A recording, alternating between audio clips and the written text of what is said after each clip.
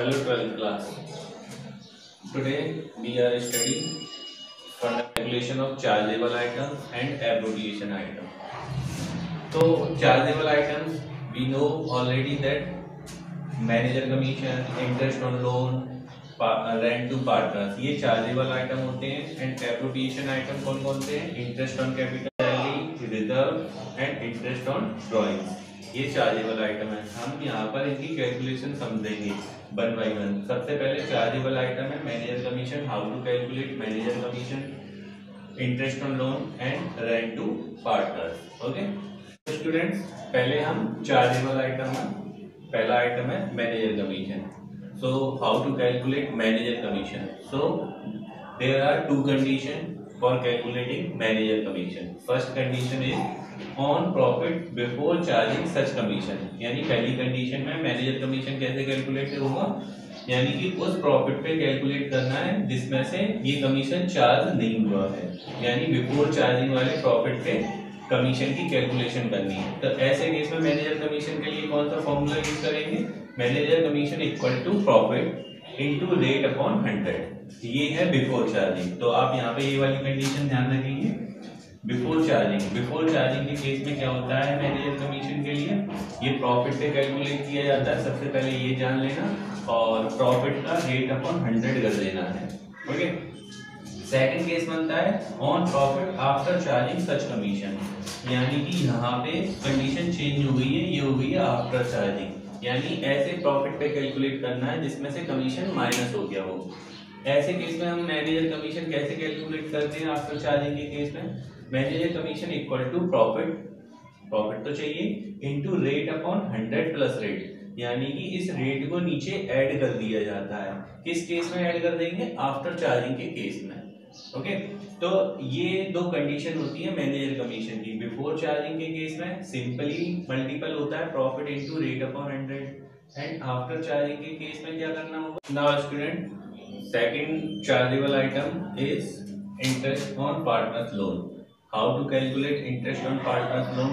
There are two condition is given. First, when partnership deed is not silent, यानी partnership deed silent नहीं है। It means partnership deed में rate of interest of loan given है, उस case में हमें interest on partners loan partnership deed में जो रेट गिवन होती है उसके अकॉर्डिंग निकालनी होती है। तो हम कैसे कैलकुलेट करेंगे? Interest on partners loan equal to partners loan into rate upon 100, ये कर देना है। इससे हमें क्या निकल आएगी? Interest on partners loan.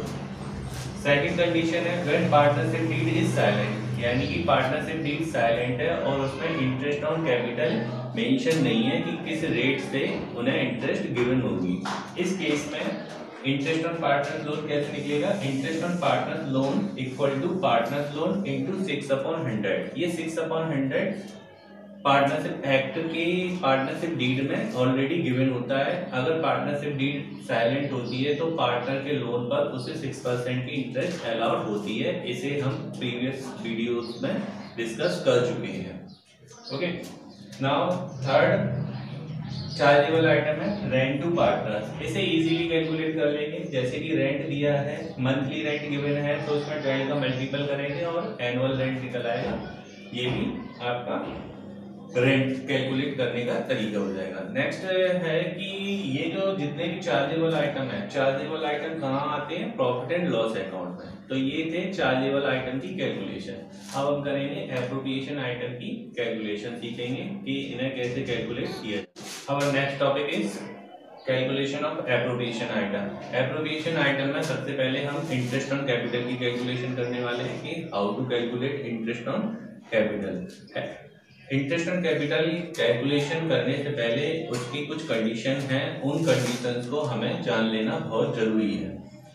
तो ये कंडीशन क्या है, रीड करते हैं। First, when partnership deed is silent about interest on capital, यानी पार्टनरशिप डीड में इंटरेस्ट ऑन कैपिटल का कोई प्रोविजन नहीं है। तो ऐसे केस में क्या होगा? No interest is allowed. जब partnership deed interest on capital के केस में साइलेंट हो तो कोई इंटरेस्ट अलाउ नहीं की जाती है। नाउ द सेकंड प्रोविजन है when partnership deed provides for interest on capital, यानी पार्टनरशिप डीड में क्लियरली मेंशन है कि इंटरेस्ट ऑन कैपिटल पार्टनर को गिवन होगी, लेकिन but it is silent in treating as charge और एप्रोप्रिएशन। लेकिन इस बारे में साइलेंट है पार्टनरशिप डीड की इंटरेस्ट ऑन कैपिटल को चार्ज माना जाएगा कि एप्रोप्रिएशन माना जाएगा।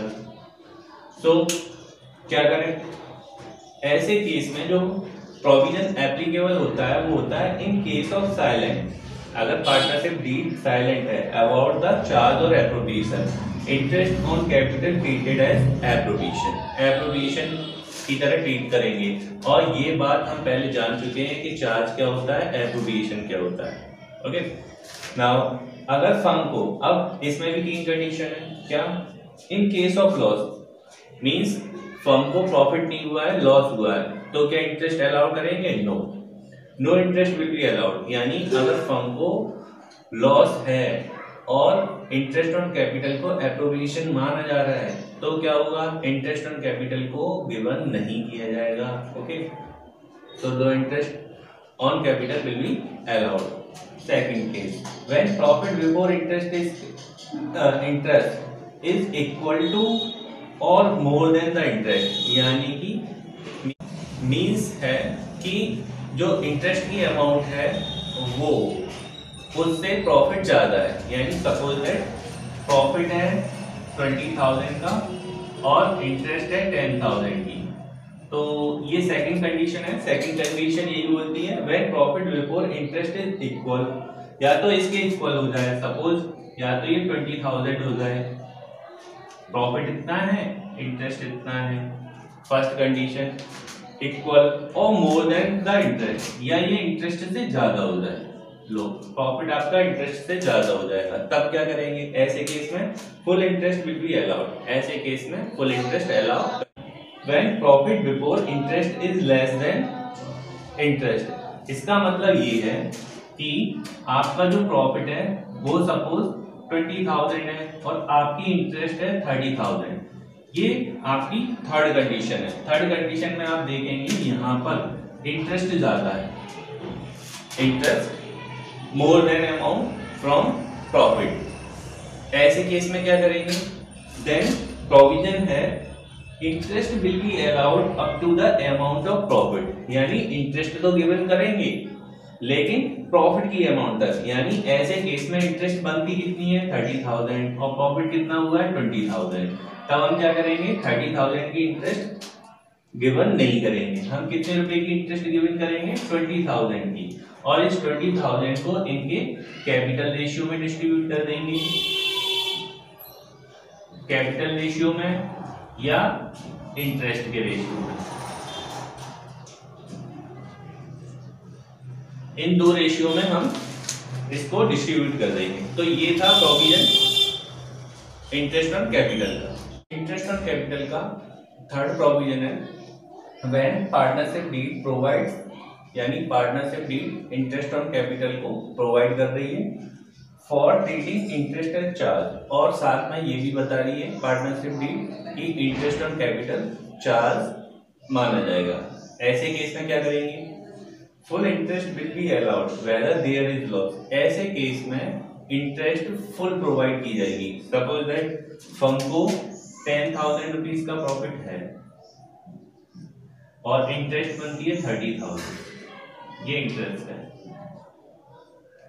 ऐसे केस में इंटरेस्ट अलाउ करेंगे, यस, क्यों, पार्टनरशिप डीड अलाउ कर रही है, तो पार्टनरशिप डीड के अकॉर्डिंग इंटरेस्ट अलाउ करेंगे। अब यदि इंटरेस्ट अलाउ कर देंगे तो फर्म को लॉस हो जाएगा, क्यों, प्रॉफिट कितना 10,000 का और एक्सपेंसेस कितने रुपए का 30,000 का, तो 20,000 का लॉस हो जाएगा। तो ऐसे केस में हमें इंटरेस्ट अलाउ कर देनी है, चाहे फर्म को लॉस क्यों ना हो, लिखा हुआ है वेदर देयर इज लॉस, चाहे लॉस ही क्यों ना हो जाए। ओके, तो इंटरेस्ट तो अलाउ करते ही करते हैं, चाहे फर्म को स्टार्टिंग में ही लॉस हो, सपोज प्रॉफिट ही नहीं है, प्रॉफिट ही नहीं है, फर्म को है लॉस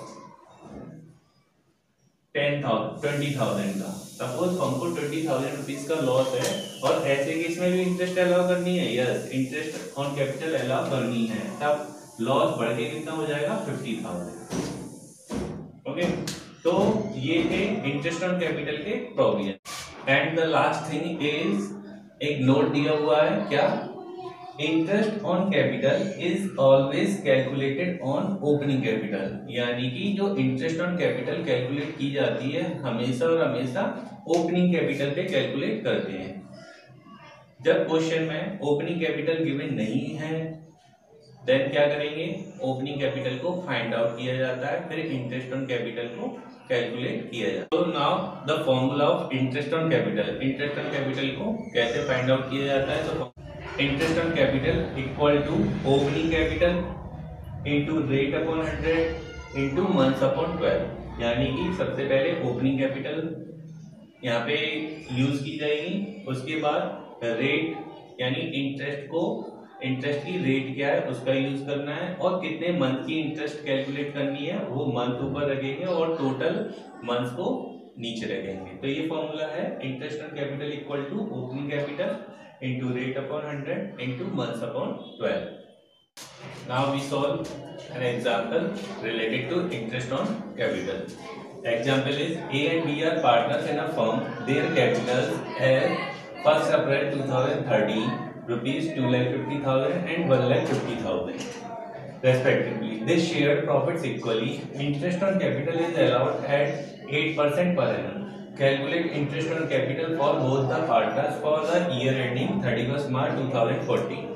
ये हमें A और B की एक फर्म है, उनकी कैपिटल दे रखी है 2,50,000 A की कैपिटल है और 1,50,000 B की कैपिटल है, और रेट ऑफ इंटरेस्ट गिवन है 8% पर एनम। सबसे पहले हम A के लिए कैलकुलेट करेंगे, पहले हम टाइम पता करेंगे। देखिए इनकी कैपिटल कब से है, 1 अप्रैल से है, और कब तक का फाइंड आउट करना है, 31 मार्च का, यानी फुल ईयर का करना है। तो interest on capital on as capital कितनी, ए की कैपिटल कितनी है 2,50,000 इंटू 8/100, 8/100 करेंगे और मंथ है 12, तो 12 मंथ के लिए कैलकुलेट कर रहे हैं यानी फुल ईयर के लिए कर रहे हैं, तो मंथ का यूज नहीं करेंगे। तो 2,50,000 का 8% करेंगे 20,000 आ जाएगा। नेक्स्ट है इंटरेस्ट ऑन कैपिटल बी के लिए, बी की कैपिटल कितनी लगी हुई है 1,50,000, 1,50,000 इंटू 8% करेंगे और 12 मंथ्स का करेंगे, 12/12 करना होगा, लेकिन कोई यूज में नहीं आएगा, फुल ईयर की करते हैं तो मंथ का यूज नहीं करते हैं। तो 1,50,000 का 8% करेंगे 12,000। तो इस तरीके से इंटरेस्ट ऑन कैपिटल को कैलकुलेट किया जाता है।